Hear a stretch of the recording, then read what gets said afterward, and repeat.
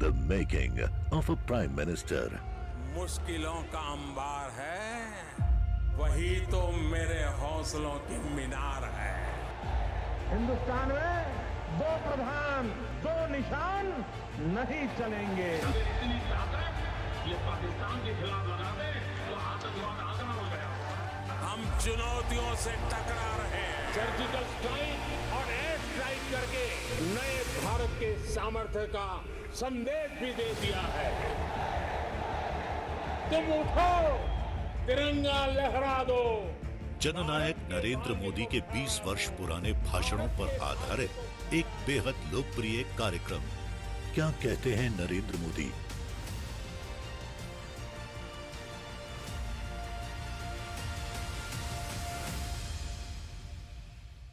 नमस्कार, मैं हूं आपके साथ पूजा यादव। हमारे खास प्रोग्राम क्या कहते हैं नरेंद्र मोदी में आज आपको सुनवाएंगे पीएम मोदी का वो ऐतिहासिक भाषण जो 1 मई 2018 को बेलगावी कर्नाटक में उन्होंने दिया। अपने भाषण में पीएम मोदी ने कहा कि हिंदुस्तान की जनता बाबा साहेब अंबेडकर की प्रतिभा को पहचान लेगी तो कांग्रेस के नेताओं की दुकान बंद हो जाती, और इसलिए कांग्रेस कभी भी बाबा साहेब को स्वीकार करने के लिए तैयार ही नहीं हुई। कि 1925 में यही पड़ोस में निपानी में बाबा साहब आम्बेडकर को भी इस धरती ने आकर्षित किया था।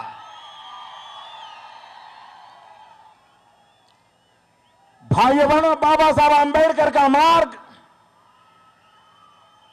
कांग्रेस को कभी मंजूर नहीं था। बाबा साहब आम्बेडकर को जितना अपमानित कांग्रेस ने किया है,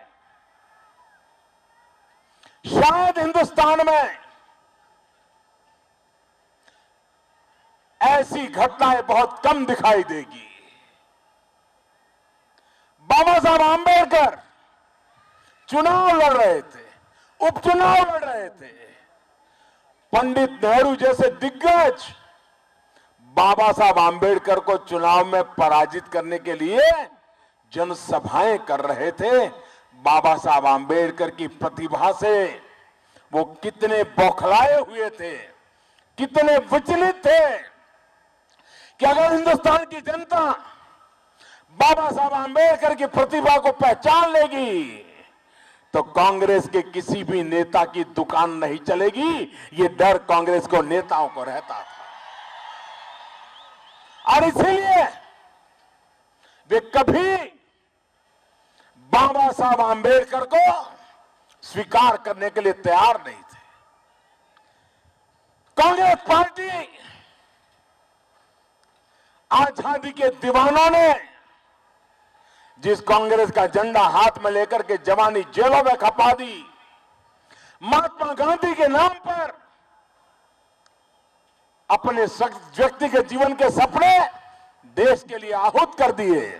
एक ही परिवार के लोग खुद ही अपने आप को भारत रत्न देते थे, लेकिन बाबा साहब आम्बेडकर जैसे महापुरुष को भारत रत्न देने के लिए जब तक कांग्रेस रही संभव नहीं हुआ। कांग्रेस सरकार जाने के बाद संभव हुआ। यह कांग्रेस का बाबा साहब के प्रति रवैया था। भाइयों बहनों, कांग्रेस पार्टी सत्ता के बाहर जैसे मछली पानी के बिना रह नहीं सकती है, कांग्रेस पार्टी सत्ता के बिना छटपटा रही है। और इसलिए आज देश में दरारें पैदा करने पर तुली हुई है।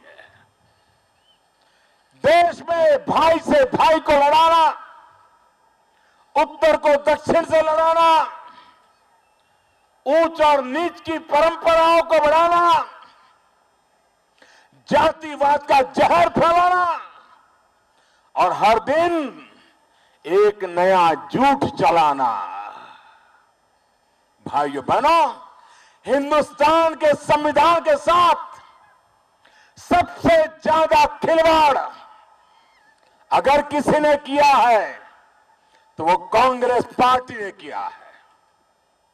आपातकाल में आपने संविधान की धज्जियां उड़ा दी थी और आज कांग्रेस झूठ फैला रही है। अटल बिहारी वाजपेयी की सरकार थी, मोरारजी भाई देसाई की सरकार थी, आज नरेंद्र मोदी की सरकार है। कई वर्षों तक हमें देश की सेवा करने का देश की जनता ने मौका दिया है। राज्य में भी अनेक बार सरकार बनाने का हमें मौका मिला है, लेकिन हमने तो कभी संविधान की अवमानना तक को स्वीकार नहीं किया है। और आज झूठ, हर चुनाव में झूठ फैलाना कि भारतीय जनता पार्टी संविधान बदलेगी, भारतीय जनता पार्टी आरक्षण के अधिकार ले लेगी। जब तक भारतीय जनता पार्टी का झंडा दिखाई देगा, मैं देशवासियों को विश्वास देता हूं, बाबा साहब आंबेडकर ने जो हक दिए हैं, दुनिया की कोई ताकत वो हक छीन नहीं सकती है।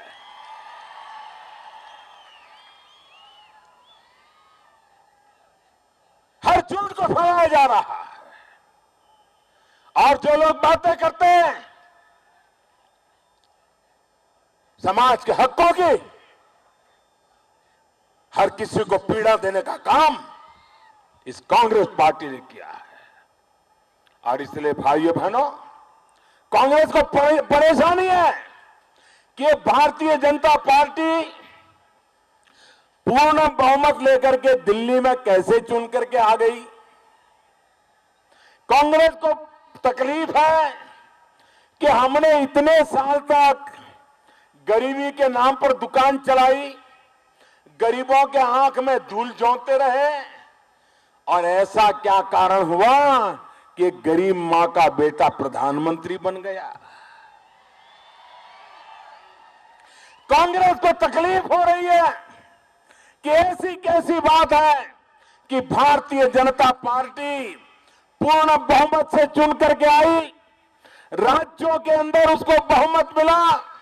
आज हिंदुस्तान में लगातार कांग्रेस पराजित हो रही है। इतना सारा भारतीय जनता पार्टी को जन समर्थन मिला है। भारतीय जनता पार्टी चाहे वो कर सकती है, लेकिन ये भारतीय जनता पार्टी ने इतनी सारी जनता की ताकत उनको मिली है, तो भी क्या कारण है कि उनको पहला ही राष्ट्रपति चुनने का मौका मिला तो पहला राष्ट्रपति भी उन्होंने दलित को चुन करके बिठा दिया। दलित को क्यों राष्ट्रपति बनाया, ये कांग्रेस के पेट में जलन हो रही है। और इसलिए दलितों को गुमराह करना, उनको झूठी बातें उनके कानों में डालना, कोई सबूत नहीं, कोई आधार नहीं।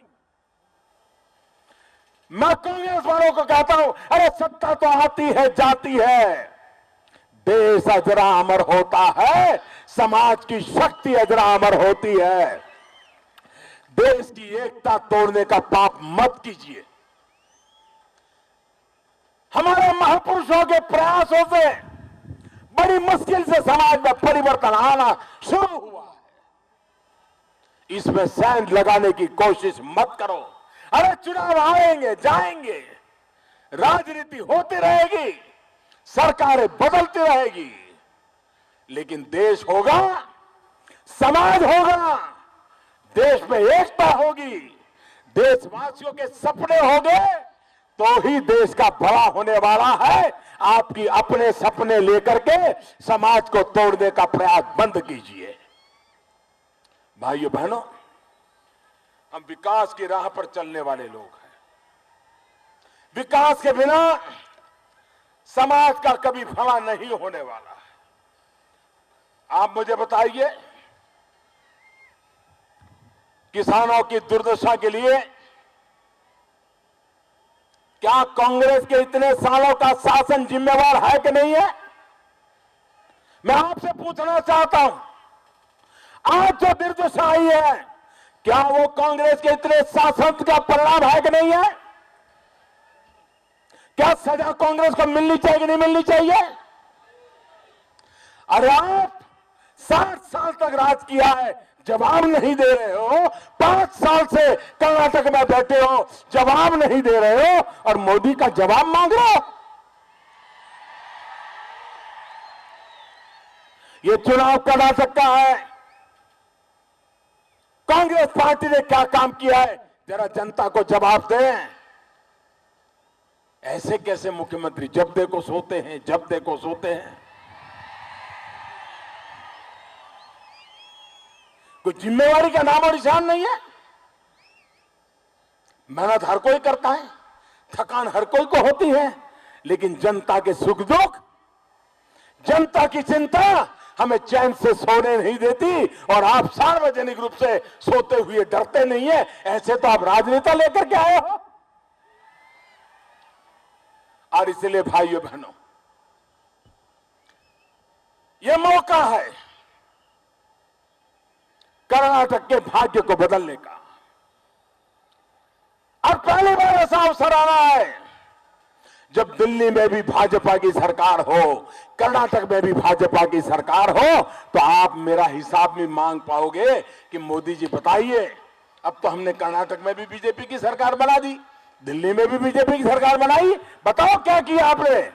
मुझे जवाब देना पड़ेगा और मैं जवाब देने के लिए तैयार हूं। और इसलिए मैं कहता हूं, मेरा जवाब मांगने के लिए भी, भारतीय जनता पार्टी का जवाब मांगने के लिए भी आप कर्नाटक में भारतीय जनता पार्टी की सरकार बनाइए। पाई पाई का हिसाब लीजिए हमसे, पल पल का हिसाब लीजिए, और हम अपने वादों को पूरा करके आपको दिखाएंगे। ये मैं आपको विश्वास दिलाने आया हूं।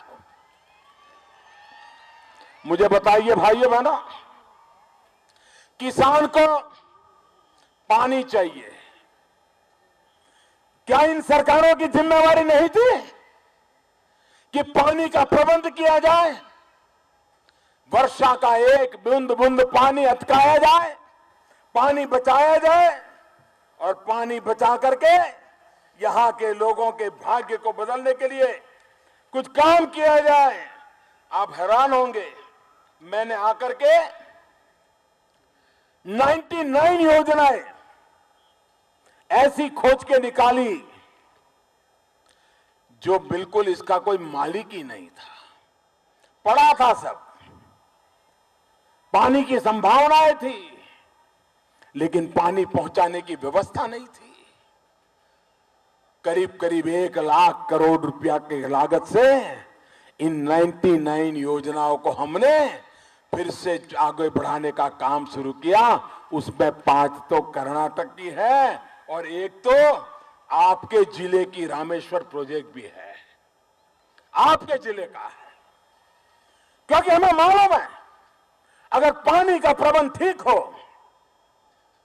तो किसान को किसी के पास हाथ फैलाने की जरूरत नहीं होती है। The making of a Prime Minister. मुश्किलों का अंबार है, वही तो मेरे हौसलों की मीनार है। हिंदुस्तान में 2 प्रधान 2 निशान नहीं चलेंगे। इतनी ताकत ये पाकिस्तान के खिलाफ लगा दे तो आतंकवाद आगरा हो गया। हम चुनौतियों से टकरा रहे हैं। सर्जिकल स्ट्राइक और एयर स्ट्राइक करके नए भारत के सामर्थ्य का संदेश भी दे दिया है। तुम उठो, तिरंगा लहरा दो। जननायक नरेंद्र मोदी के 20 वर्ष पुराने भाषणों पर आधारित एक बेहद लोकप्रिय कार्यक्रम क्या कहते हैं नरेंद्र मोदी